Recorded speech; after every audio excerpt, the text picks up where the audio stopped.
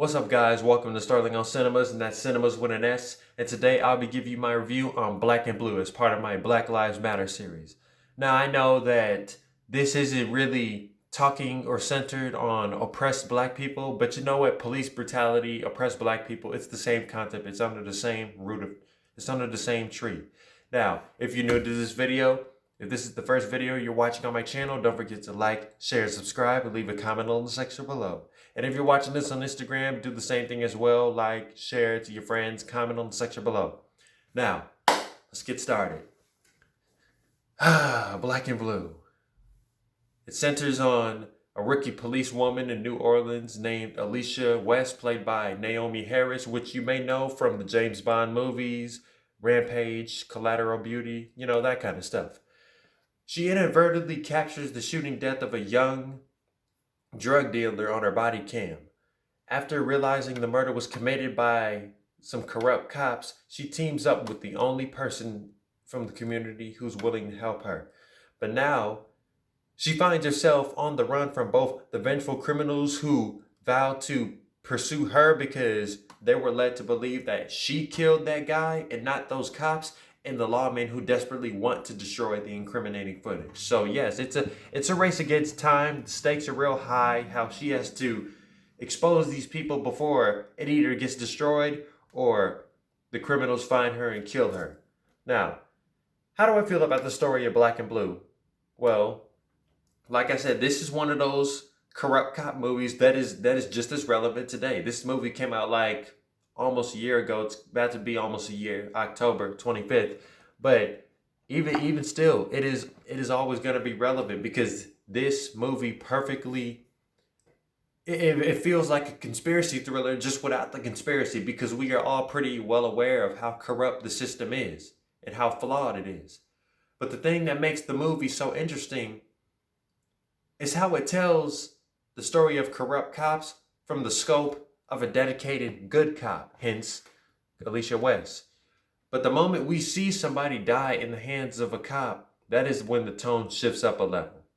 Because right off the bat, we can see how we saw, right moments before this, we saw her partner being brutally violent to a suspect. And that is when things went up a level. Now they're having altercations with gang members. Like, what's going on? Alicia, like I said, she's now on the race against time to expose these corrupt cops at the precinct before it gets destroyed. But Black and Blue continues to build the suspense upon whether the criminals get the fake news of who committed the first-degree murder, or if the corrupted cops get exposed to everybody, including the department. Now, little vocabulary lesson for y'all today. The term of Black and Blue refers to the different sides of the community. Obviously, Black represents the African American community, hence the projects. And of course, Blue is what they call the police department, or as they would call them, 5-0. But when I think of the term Black and Blue, I used to think of it as like a war logic between cops and criminals. And it shouldn't be a war between the black community and the cops. It should be the cops are supposed to be beacon of hope. They're supposed to be heroes. But nowadays they're seen like as threats, and these vicious snakes that like to go around and just arrest people for no reason. But anyway, I don't know how accurate the events of this movie are to reality, but the stakes seem real enough to recognize both the amount of corruption that is held in the department and the perception that people hold, especially black people, have towards the system. I can't guarantee that if we had more officers like Alicia West, who does the right thing, who is that cop, that the department would win complete trust and cooperation back from these communities. Because like the communities, even if they want to respect these cops, they don't expect to get respected by the cops. So they're thinking to themselves, well, what's the point? They're going to beat me up anyway. It's like they like to, you ever seen somebody get pulled over? Or, I don't know, this may sound controversial, but please let me know. If this is controversial, you kind of disagree with this, leave a comment on this below. But you ever notice how sometimes when a person, especially a black person, gets pulled over, they like to jump to conclusions. They like to say, well, why don't you go ahead and arrest me now, officer? You can go ahead and cuff me all you like.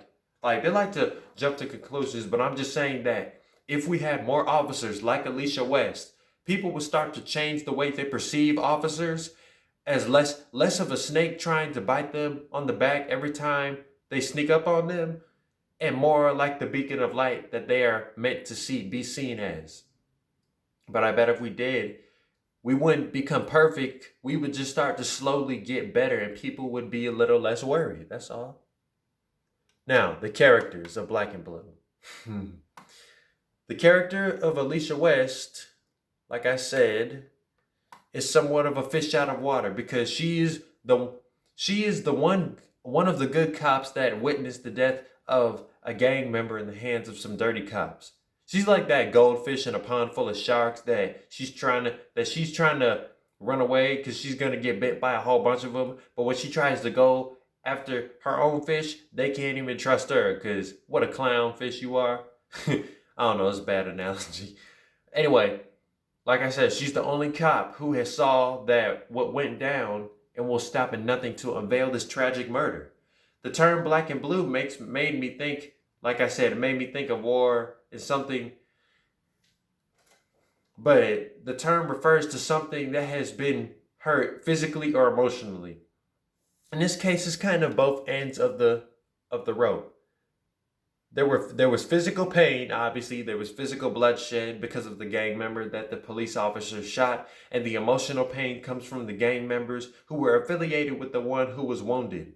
Speaking of which, the gang members' reaction of the death of Zero, as he is called, that is the name of this victim, Zero, is a good representation on how the black community gets fed up and quickly springs into madness and anger when one of their kind was killed by a cop. Hence the Black Lives Matter movement. While it is not every single police officer who's corrupted, come on, we can guess that, yes, the system is corrupted, but it is not everybody. We want to believe that. I know it seems that way, but it is not every officer in the system. The audience learns that these corrupted cops are spawned out of the hate and disrespect they are given to the community that they vowed to serve and protect. So basically, the mindset that the corrupt officers like Terry Malone, played by Frank Grillo, which you may know from the Captain America, Winter Soldier, and Civil War as Brock Rumlow, aka Crossbones. Anyway, the logic he was in is like, what's the point of being an officer and protecting these people? They don't care about us. We might as well not even serve and protect. They ain't gonna respect us, so what's the point? Basically, these officers who choose to go rogue are their way of giving up on the community in order to be more of a venomous superior. On the flip side, Alicia teaches the audience that it doesn't matter who respects you or not. As a cop, it is a duty, responsibility, and an obligation to be a beacon of hope that shoots to the sky in communities that hold the most darkness from poverty and incarceration. Or to simply put it, be the change. Duh. Rotten Tomatoes gives it a 52% score. Black and Blue isn't the most popular and thrilling film about corrupt cops. I haven't seen them all, but I've heard that to this day, the best corrupt cop film is not Judgment Day, Training Day with Denzel. But the story did hammer its point home to the audience about the importance of being the good individual who exposes the evil to give the true meaning and purpose of the police department, to serve and protect. So me personally, while it definitely had the thrills and the suspense, I will give it a 7.3 SOs out of 10. So that is my review on Black and Blue. If you haven't seen it, I recommend you go watch this. Like, this is something that will leave you hooked to the screen from beginning to end. So that is my review on Black and Blue. Let me know what you guys think about it. If you've seen it, you can let me know how you think about it in the comment section below. And I'll see you next time with my next video in the Black Lives Matter series. Bye.